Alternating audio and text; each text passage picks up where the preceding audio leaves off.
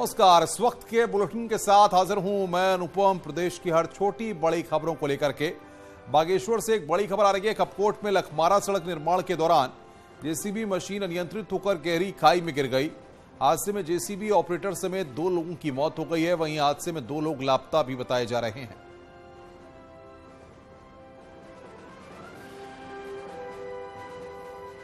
तो JCB operator समेत 2 की मौत हुई है। कपकोट के लखमारा में बन रही थी रोड, जेसीबी मशीन गहरी खाई में गिरी है। और बातचीत करने के लिए सुष्मिता थापा हमारे संवाददाता बागेश्वर से हमारे साथ जुड़ रही हैं। सुष्मिता, क्या अपडेट है हादसे के बारे में? जी सर, बताएं कि देर शाम कपकोट के लखमारा में एक सड़क का निर्माण काम चल रहा था। उसी टाइम जेसीबी के ऊपर से कुछ मलबा आ गया और अनियंत्रित होकर जेसीबी नीचे गिर गई खाई में। उसके बाद उसमें ऑपरेटर की मौत हो गई और साथ में एक अन्य की मौत हो गई। फिलहाल क्या प्रशासनिक अधिकारियों से कोई बातचीत हो पाई है? इसमें जो एसडीआरएफ की टीम है, पुलिस की टीम है कपकोट की, वो वहाँ पे जा चुकी है। वो इनको अस्पताल ला चुकी है और जो 2 लापता उनको ढूंढने में लगी हुई है। बहुत बहुत शुक्रिया आपका हमारे साथ जुड़ने के लिए और बातचीत करने के लिए। देहरादून से बड़ी खबर है। दून के लूसेंट इंटरनेशनल स्कूल की मान्यता रद्द करने की तैयारी हो रही है। 86 स्टूडेंट्स को बोर्ड एग्जाम में रजिस्ट्रेशन नहीं करने पर कार्रवाई हो सकती है। सीबीएसई इस पर जल्द एक्शन ले सकता है। विकासनगर के ब्राइट एंजल स्कूल पर भी कार्रवाई की तैयारी है। बाल आयोग के अध्यक्ष ने सीबीएसई को ये मामले बताए हैं, जिसके बाद दिल्ली में हुई मीटिंग में सीबीएसई ने इन मामलों को गंभीर बताया है और इन पर मान्यता रद्द होने जैसी कार्रवाई हो सकती है।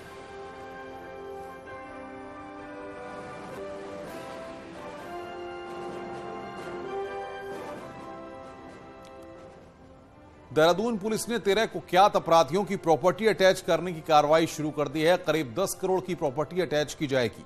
पुलिस ने भूमाफिया और नशा तस्करों के खिलाफ अभियान चलाया है।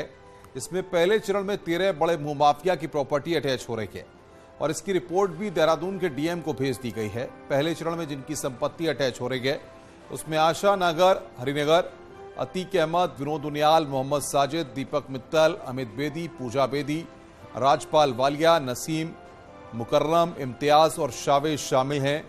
दून पुलिस ने करीब 150 अपराधियों पर गैंगस्टर एक्ट में कार्रवाई की है और ये उसी अभियान की शुरुआत है।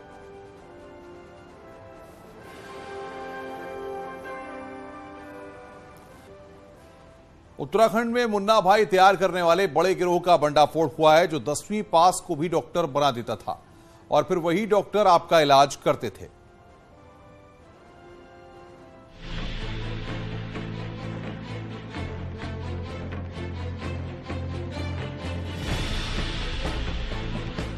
ये है डॉक्टर अनुराग नौटियाल का यूट्यूब पेज, जिसमें मोबाइल नंबर की आखिरी 5 डिजिट 420-70 है। जो डॉक्टर खुद 420 ही करके बना हो, उस डॉक्टर के मोबाइल नंबर में 420 नंबर होना कोई हैरानी की बात नहीं। मजे की बात ये है कि अनुराग नौटियाल देहरादून के रायपुर में लोगों का इलाज भी कर रहे हैं। हकीकत ये है कि इस 12वीं पास डॉक्टर ने पैसे देकर MBBS की डिग्री हासिल की और फिर मेडिकल काउंसिलिंग ऑफ इंडिया में रजिस्ट्रेशन भी करवा लिया।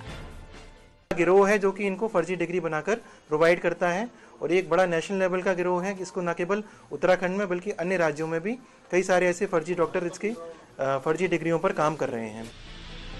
फर्जी डॉक्टर बनाने का धंधा करने वाला इमलाक पहले ही गिरफ्तार हो चुका है, जो यूपी के मुजफ्फरनगर का रहने वाला है। पुलिस का कहना है कि देहरादून में 36 ऐसे फर्जी डॉक्टर हैं, जिनमें से 6 को गिरफ्तार किया जा चुका है। वहीं पूरे राज्य में 500 फर्जी डॉक्टर होने की आशंका है, जो पुलिस की रडार पर है। इस धंधे के मास्टरमाइंड इमलाक ने 90 करोड़ की प्रॉपर्टी तक बना डाली है। इमलाक से जब हमने पूछताछ करी, उसको PCR पर लिया, तो उसे बहुत सारी चीज़ें हमको पेपर्स मिले हैं और साथ ही साथ जो है जो नकली मोहर वगैरह मिला है, उसका भी हम बहुत जल्दी आपको बताएंगे। और इसकी प्रॉपर्टी भी हमने आइडेंटिफाई कर ली है। उसको ना कोई एंट्रेंस एग्जाम, ना कोई पढ़ाई किए डॉक्टर बनाने का खेल काफी समय से चल रहा था और ऐसे फर्जी डॉक्टर इलाज के नाम पर मरीजों के साथ सिर्फ खिलवाड़ कर रहे थे। उम्मीद है कि जल्द ही बाकी बचे फर्जी डॉक्टर भी पुलिस के हत्थे चढ़ेंगे। सत्येंद्र बर्तवाल, न्यूज़ 18, देहरादून। हल्द्वानी में पुलिस ने अवैध शराब का बड़ा जखीरा पकड़ा है। पुलिस ने सुभाषनगर के गोविंदपुरा इलाके से 10 लाख से ज्यादा की अवैध शराब बरामद की है। इसे एक घर के भीतर छुपा कर रखा गया। पुलिस ने शराब के साथ एक तस्कर को भी गिरफ्तार किया है, जो लोगों के घर महंगी शराब की होम डिलीवरी करता था। पुलिस पूरे मामले की जांच में जुटी हुई है।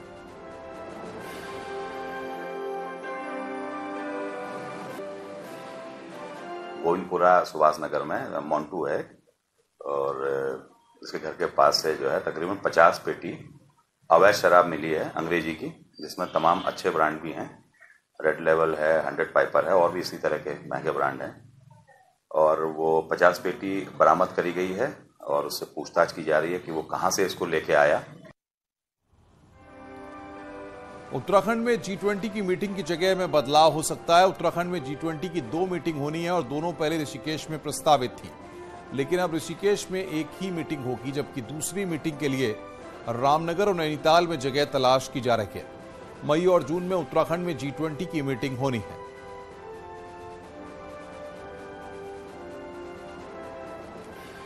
आगे बढ़ते हैं। चीन की नेपाल से बढ़ती नजदीकियों के बीच भारत और नेपाल आपस में 4 लेन हाईवे से जोड़ने जा रहे हैं। इसे दोनों देशों के बीच इकोनॉमिक कॉरिडोर के रूप में भी देखा जा रहा है।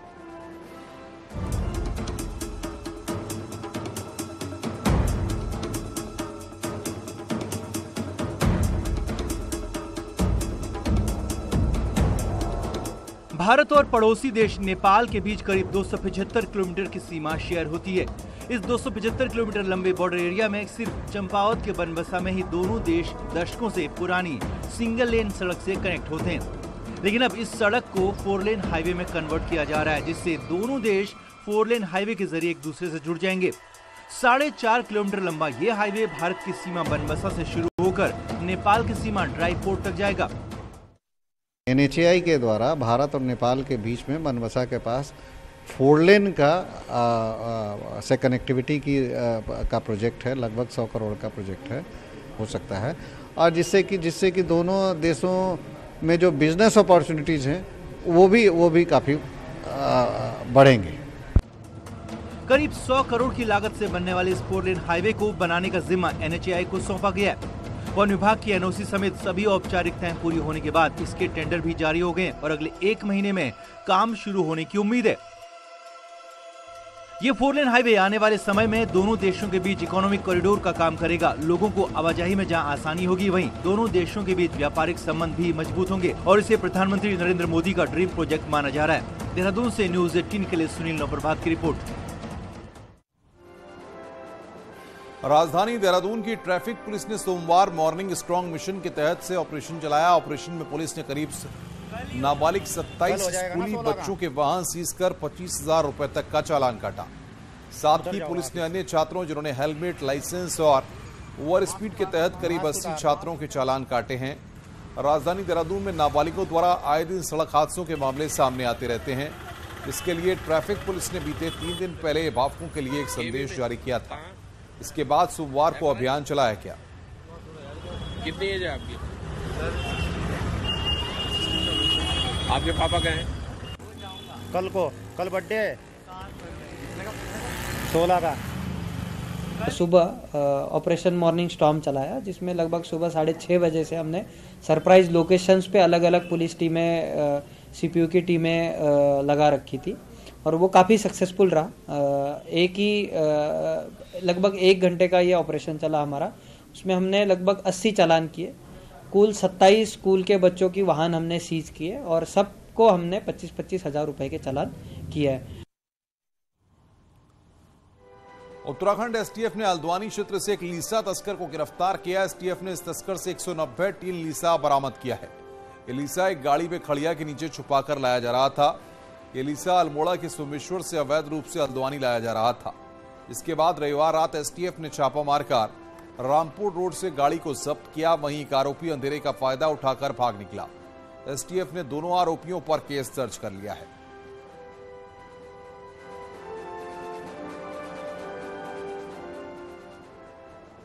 आगे बढ़ते हैं। काशीपुर पुलिस ने मुरादाबाद के रहने वाले मृतक मुकेश कुमार की हत्या का खुलासा करते हुए 3 युवकों को गिरफ्तार किया है। घटना प्रतापपुर पुलिस चौकी क्षेत्र के सैनिक कॉलोनी की है। हत्या का खुलासा करते हुए एसपी ने बताया कि तीनों युवक मृतक मुकेश कुमार के दोस्त थे और पैसों को लेकर तीनों युवकों ने मुकेश की हत्या की थी।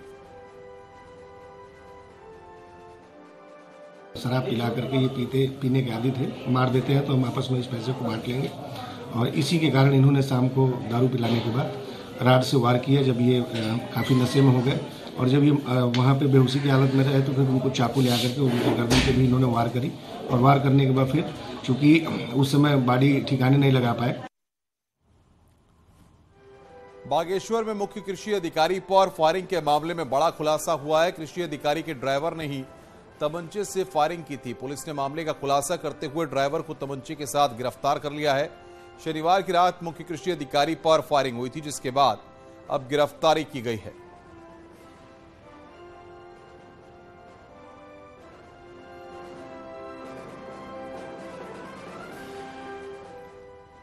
एलआईसी और स्टेट बैंक में प्राइवेट कंपनियों के इन्वेस्टमेंट के विरोध में कांग्रेस ने प्रदर्शन किया। देहरादून में एसबीआई हेडक्वार्टर के सामने कांग्रेस ने प्रदर्शन किया है, जिसमें प्रदेश अध्यक्ष किरण मारा, प्रीतम सिंह और गणेश गोदयाल मौजूद रहे। तो कांग्रेस नेता रंजीत रावत ने रामनगर में एलआईसी ऑफिस के बाहर प्रदर्शन किया। कांग्रेस नेताओं का कहना है कि पब्लिक सेक्टर की कंपनियों में प्राइवेट कंपनियों का इन्वेस्टमेंट बंद होना चाहिए। पूरे प्रदेश भर में आज कांग्रेस ने एलआईसी और एसबीआई के सामने प्रदर्शन किया।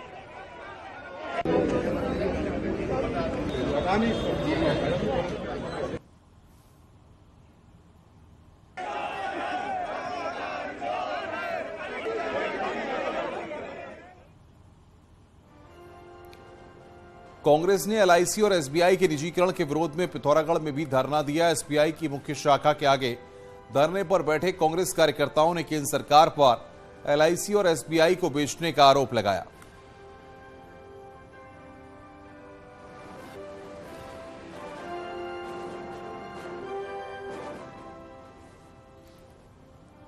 बीते एक हफ्ते से रुद्रप्रयाग बाजार में डर और आतंक का पर्याय बने मानसिक रूप से बीमार शख्स को आखिरकार पुलिस ने पकड़ लिया है और देहरादून अस्पताल में इलाज के लिए भेज दिया। अंसारी गांव का रहने वाला शख्स रुद्रप्रयाग बाजार में आतंक मचा लोगों और पुलिस की नाक में दम किए हुए था। वो कभी नेताओं और अधिकारियों को गाली देता तो कभी किसी पर डंडा लेकर दौड़ पड़ता। उसका आक्रामक व्यवहार लोगों के लिए खतरनाक बना हुआ था, जिसके बाद जिलाधिकारी के निर्देश पर परिवार की सहमति से शख्स को इलाज के लिए भेजा गया।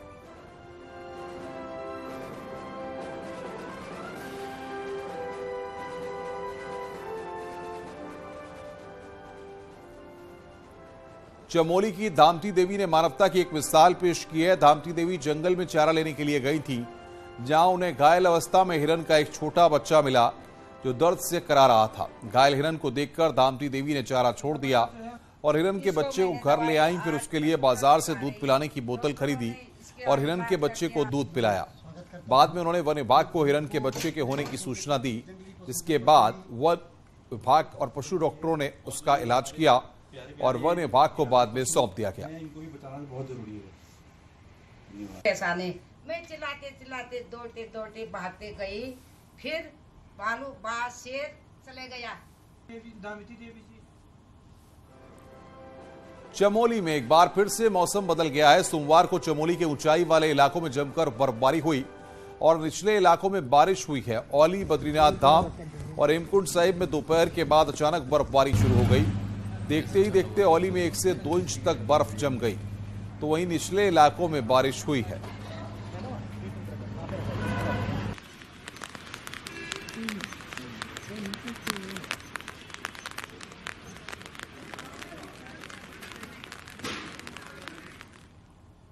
और आइए अब देखते हैं पहाड़ टॉप 10।